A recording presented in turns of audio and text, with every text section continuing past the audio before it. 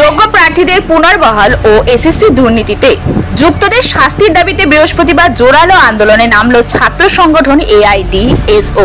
শিলিগুড়ি মিত্র সম্মেলনের সামনে থেকে শুরু হয় মিছিল, গন্তব্য ডিআই অফিস। ছাত্রছাত্রীদের স্লোগানে মুখর হয় শহর। যোগ্যদের চাকরি ফেরাও, দুর্নীতির শাস্তি চাই, সরকারি শিক্ষার বাঁচাও।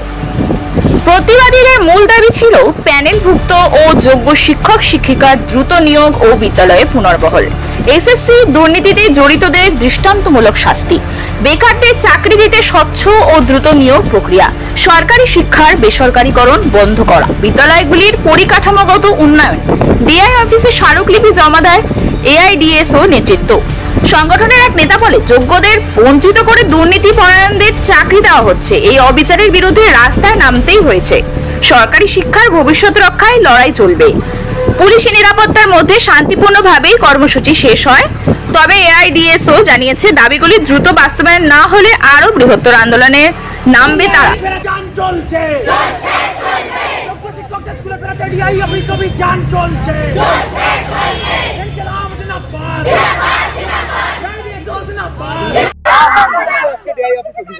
আপনারা জানেন যে রাজ্যে 26,000 শিক্ষক তাদের চাকরি চলে গেছে, তারা আন্দোলন করছে। কিন্তু আমরা দেখছি যে যোগ্য অযোগ্য লিস্ট এখনো রাজ্য সরকারের পক্ষ থেকে দেওয়া হলো না।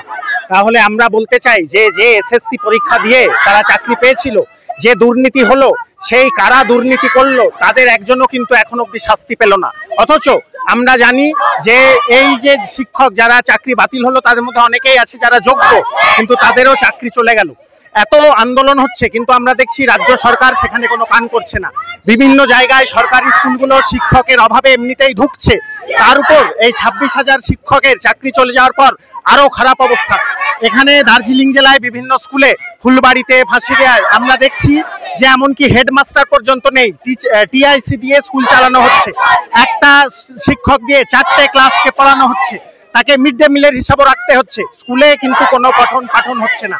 তার উপর আমরা দেখছি যে একই স্কুলে মাধ্যমিকের সিট পড়ছে, উচ্চ মাধ্যমিকের সিট পড়ছে, ভোট হচ্ছে, সেই জন্য স্কুল বন্ধ থাকছে। তারপর গরমের ছুটি, স্কুলে পড়াশোনা প্র্যাকটিক্যালি হচ্ছেই না, স্কুল বেশিরভাগ সময় বন্ধ থাকছে।